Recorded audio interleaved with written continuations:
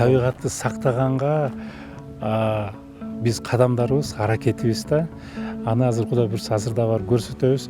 Бул жерге келип өзүнчө эле курорт болуп атат булар үчүнчү. Же быйыл күзүндө кое беребиз, эртең эмки жылы жазында кое беребиз. Салам алейкум. Булар аябай таң калыптыр. Ысык көл өрөөнүндө жапайы жаныбарлардын саны, жыштыгы ушунча жогору экен деп суранып коеюн дедим эле да. Ушу көл жердештер, туугандар, инилер, агалар ушу жээренди көрсөңөр атпагыла. Сиздер биякта өзүңөр да бир жээрендерди алып келген учурлар бар экен да? Бул да ошо биздин табигатка, Ошока да барсак көрсөк. табигатты сактаганга биз кадамдарыбыз, аракетибиз да. Аны азыр Кудай буйрса азырда барып көрсөтөбүз. Жээрендерди ушу Туз көлдүн тегерегине кое берели деген биздин пландарыбыз бар да. 2 жыл мурун, Канча даана бар азыр? 2 жыл мурун биз 17 баш алып келгенбиз. 17 баш алып келип, былтыр дагы 15 баш алып келгенбиз. Былтыр биринчи алып келгендерибиз биринчи төл берди. 9 улак алдык. Анда аларды да көрөсүңөр, алар да уже чоңоюп калды, жакшы. Быйыл эми үмүттөнөбүз, бир 20-25ге жакын улак алсак, ошол былтыркыларды ушу же быйыл күзүндө, же эмки жылы жазында ушу Туз көлдүн тегерегине кое бергенге аракет кылып атабыз да. Бирок Аңчылардан башка коопсуздук кандай болду? ошол мындай да, бул жердин деген бир өзгөчөлүгү бар да. Маңдайыбызда Кызыл тоо деп коет. Ал жерден киши өтпөйт. Оң жагыбызда Ак теректин суусу, бир эле жол бар. Ал жерди контролдоп койсо болот. Тияк жагыбызда Тоңдун суусу.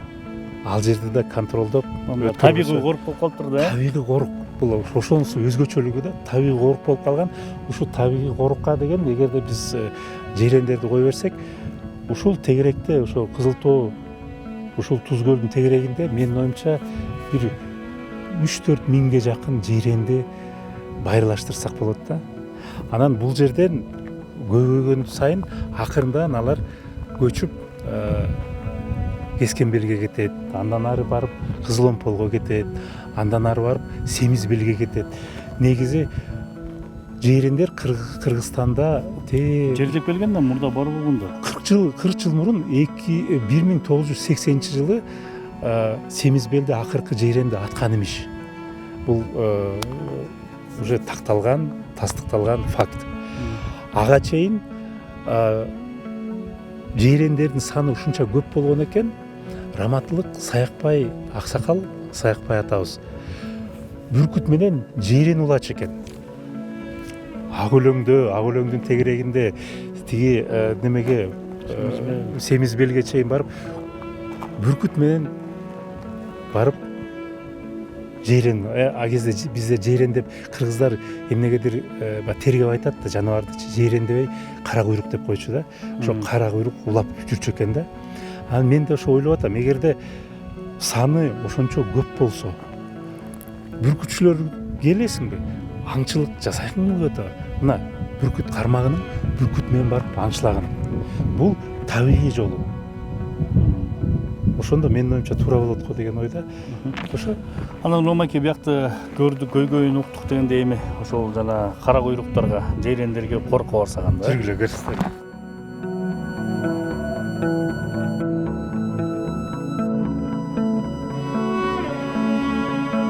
Ромаке, могу жээрендер тууралуу эмне болуп алып келдиңер? Биякка 10 гектарга атайын корукту түзгөн экенсиңер да? Бул жерге биз питомник катары түздүк да. Жээрендерди биринчи Казакстандан алып келели деп аракет кылганбыз, бирок казак туугандардыкы мыйзамы жол бербейт экен да. Чыгарганга Кызыл китепте. Биз болсо анан өзбектөргө чыктык. Өзбектөрдө Совет доорунан бери калган питомник бар экен. Ошол жерден барып акчасын төлөп кадимкидей алып келип, анан бул жерде корукту түзүп, ушул жерге кое бергенбиз акклиматизация кылганга. Баягы Бухарада кышында -30га чейин болот экен, жайында +50ге чейин болот экен. Ошого чыдамгай жер. Ошого чыдаган жер, бул жерге келип өзүнчө эле курорт болуп атат булар үчүнчү. Жакшы. Анан биринчи төл болду. Биринчи төл болду, анан бул жериңизде талашпай элеби? Жок, бул жерге талашкан жок. Анткени эми бул жерге да талашса анда совсем эле шерменде болду го талашканда. Талашканда эле Туз көлдө, ошо тура каласыз, ошо корук кылып жиберсеңиз абдан жакшы. Келсем жайрендериңизди көрөлү. Кудай буйруп жанагы Туз көлгө чыгарып берип берсеңиз жакшы болуп кетет го дейм. Ошо оозгамай Кудай буйруса ошентсек жакшы болот. Ушул жер быйыл күзүндө кое беребиз, эртең деп эмки жылы жазында кое беребиз. Сау элек. Ассалам алейкум. Байкелерибиз. Жайрен боюнча деген Айтсызбы? мастер спорт. Канча улак болду байке бу? Канча улак? 3-4 күн. Ошо былтыр канча болду эле? Азыр канча баш бар жалпы? Жалпы азыр 30. 30? 8 өтүп былтыр. 8 былтыр турган, э? Ооба. Булар бирден эле төлдөйт бекен же эгиздеппи? Жок, биринчисин жалкы. Жалкы, э? Ооба. Андан экиден. Эгизден таштайт экен. Эчки сыяктуу экен. Эчки сыяктуу эле? Ооба. Секирип чыгып кетпейт бекен? Иә. Секирип. Жок, тор бийик да. Жүрүңүз көрөлү. Урматтуу көрүүчү, мынакей жайрендер. Нурлан байкеге насип этип ушуну санын көбөйтсөк, жана Туз көлүнүн айланасы корук болсо, ошол жакка да кое берем деген ниетиңиз бар экен, э? Кудай буйруса. Туура буйруса. Жакшы демилге. Бизде да ол кезинде бул Күскөл өрөөнүндө, Тоң районунда бул жайрендер болгон. Сен айтып өтпөдүңүзбү? 40-80 жылдар акыркы жайрен атылган депчи. Эми аз болсо көрсөтсөңүз улактары өзлөрүнө. Кудай буйруса.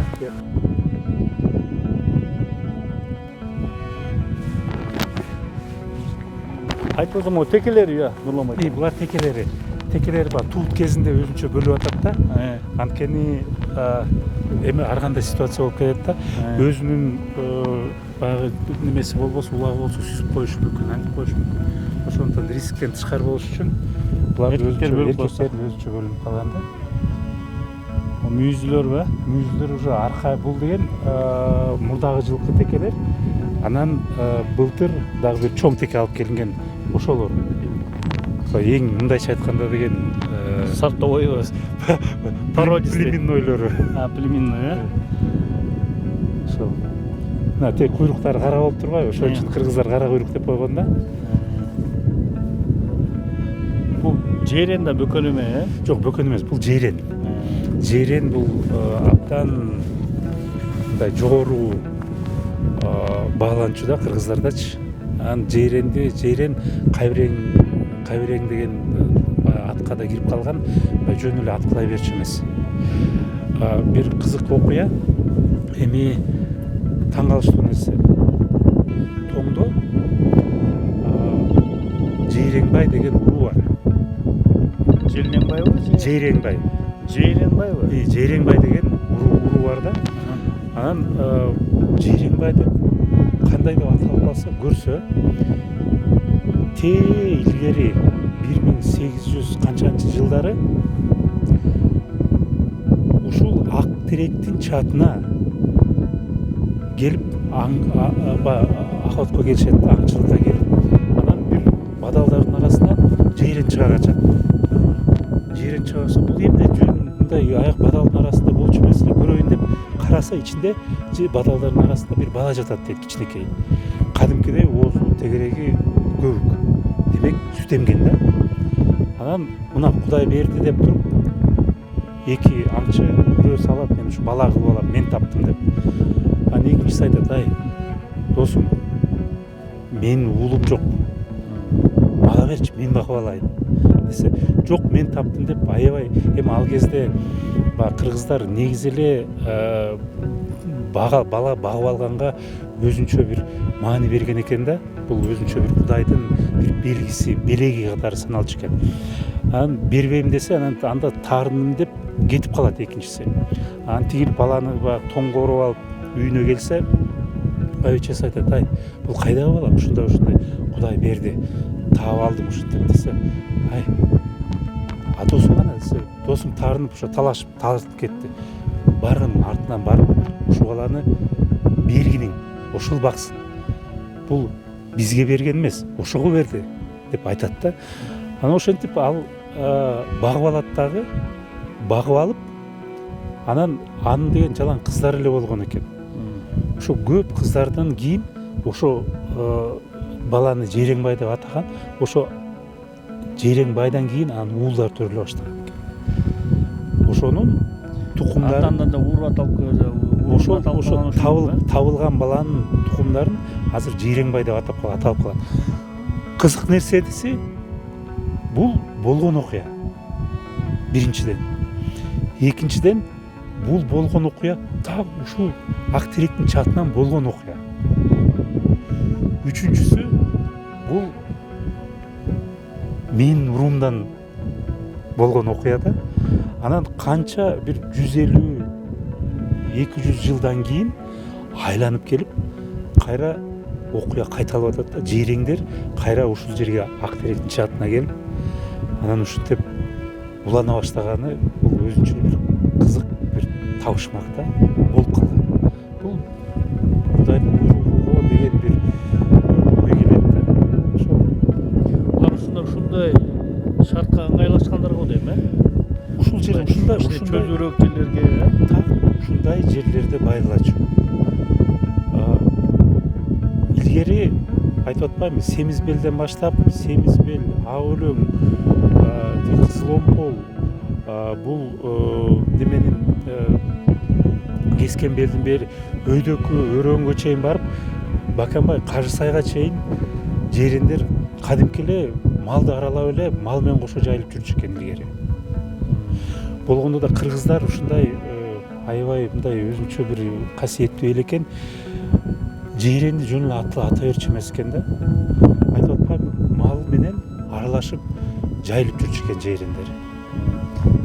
Байке, сиздин атыңыз ким? Камчыбек. Камчыбек байке. Канчадан бери багып келатсың? Байкеден сурайын. Ал багыш оор бекен. 2 жыл болду. 2 жыл болду. Кандай экен бул? Эмне өзгөчөлүк экен жейренде? Буга чейин баккан эмессиз да? Жок, мен өзүм мурун жегер болуш дегенде ушуларды кайтарсам деп. Семизбелский участка деген жер бар. Каратаган үстүндө Жөгөтө деген жери бар эле. Ошол жерде акыркы 7-8 эле жейрең ана. Булар 80 жыл. байке. О, тек. 2 жылдык. О, былтыркы келген. Былтыр келгенби? Кийинки партиясы. Эркектер, Тигилеме 4 мурукко.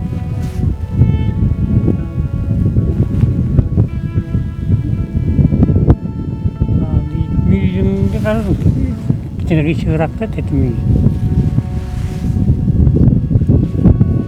Анан баягы элге да бир кайрылуу кылыш керек да. Бул эми кое бергенден баягы атып, өлтүрүп, буларды жакшылап караса экосистемага да бир таасирин тийгизет го дейм. Бул эми илгери орустардын окумуштуулары келгенде алар аябай таң калыптыр. Ысык көл өрөөнүндө жапайы жаныбарлардын саны, жыштыгы ушунча жогору экен депчи. Анан ошондон бери аткылап отуруп эле азыр ушул деңгээлге жеттик. Жапайы табигатта жейрендер жок азыр. Анан биздин ушу максатыбыз кайра байырылаштыруу процессин баштап, Кудай буйруса ошо быйыл күзүндө же эмки жылы жазында табигатка кое бере баштайбыз. Кое бергенге жараша көп суроолор болуп атат. Аксакалдар, өзгөчө аксакалдар айтып атат, ай балдар, булар деген атып кетпесин депчи. Биз азыр эми кое беребиз деген ниетибизден кайтпайбыз. Анткени биз табигатка алып келдик. Кыргызстан үчүн, элибиз үчүн, жерибиз үчүн деп алып келген жаныбарлар. Суранып коеюн дедим эле да, ушу өл жердештер, туугандар, инилер, агалар, ушу жейренди көрсөңөр атпагыла. Бул кыргыздар айткандай кайбирең, кайбирендин өзүнүн кусуру бар. Бул кайбирен болгон жерде жаныбарлар болот. Кайбирен болгон жерде жашоо болот. Табигатты коргойлу. Бул жейрендерге тийбегиле. Көрсөңөр, эгерде бирөө кубаласа, бирөө коркунуч жаратса тыйып койгула. Мына жүрөт, биздин жаныбызда эле жүрөт. Айтып атпаймынбы, илгери ак өлөңдүн тегерегинде мал менен, кой менен, эчик менен аралашып эле оттоп жүрчү мал экен да. Кыргыздар тийч эмес экен. Ата бабаларыбыз жээренди сыйлап, бул кайберен сыйлаш керек деп тийч эмес экен. Ошондуктан ошондой бир кайрылуубуз бар, өтүнүчүбүз бар, атпагыла. Эми саны көбөйөрсүн, саны көбөйүп кой эрезип атасыңар. Ошо кой берип, эки системага бир оң таасирин тийгизсин демекчибиз да. Эми ошо арзуу тілегиңиздер ишке аша берсин. Урматтуу көрүүчүлөр, ушу менен бул Тоң районундагы жээрен коргунда сиздерге көрсөттүк. Кийинки бөлүмдө көрүшкөнчө саламатта болуңуздар.